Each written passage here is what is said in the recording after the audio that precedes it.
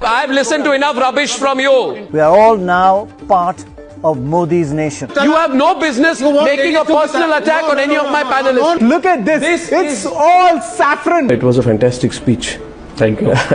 There was a lot of humor. Is India's media facing a credibility crisis? Let's take a look. In February last year in Kashmir, a deadly terrorist attack killed 40 Indian soldiers. This is how the media reacted. Biggest ever attack on our Indian forces in Kashmir. Not condemnation, we want revenge. There has to be a forefront war against Pakistan. Shut them down. No visa, no cricket. The narrative quickly turned into a call for war against Pakistan. हम आपको बताएंगे कि हिंदुस्तान के पास आखिर विकल्प क्या है, क्या कर सकता है इंडिया अगर पाकिस्तान से हमें बदला लेना है। बहुत सारे लोग ये कह रहे हैं कि अब भारत को युद्ध शुरू कर देना चाहिए। युद्ध शुरू हो चुका है। India has struck Pakistan and we have struck them hard. And most importantly, we have struck them straight in the face. It's not just Kashmir. In June, the government froze state advertising to several newspaper groups, something senior executives at the papers claim was in retaliation to reports they published that criticised the government.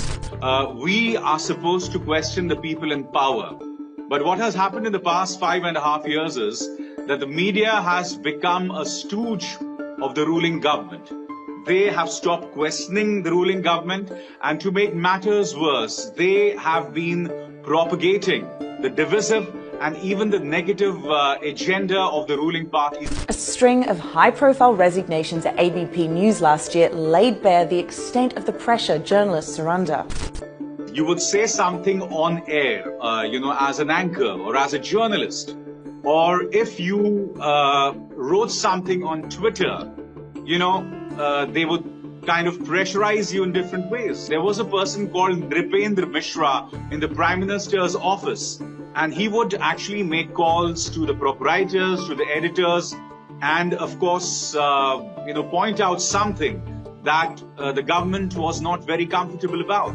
So yes, this government has been working in different ways to pressurize the media. Abhisar's exit came a few weeks after the resignation of managing editor Milind Khandekar and anchor Punya Prasun Bajpai. But you could say the writing was on the wall.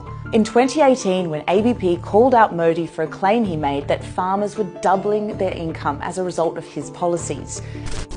और पहले की तुलना में आय कितनी बढ़ गई आपकी?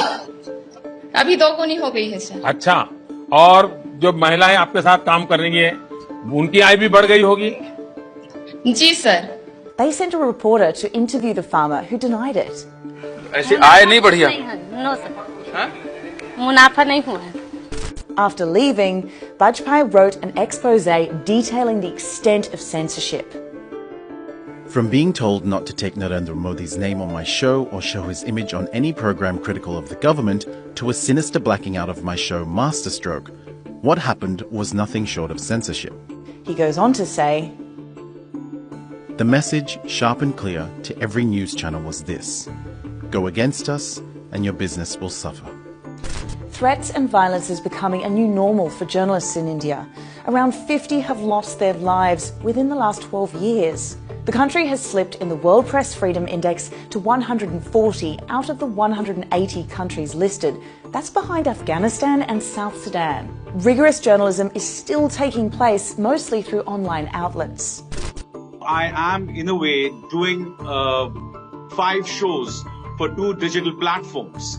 Because digital platforms, the kind that I work for, one is called NewsClick and the second one is called HW News, and even other digital platforms, whether it's The Wire, whether it's The Quint, they are the ones who are doing actual journalism. As I said, mainstream news channels, whether news papers or TV news channels, are under a lot of pressure from the ruling government.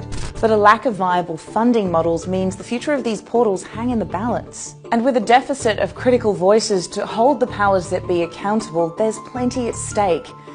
Will a lack of media freedom lead to the death of democracy in India?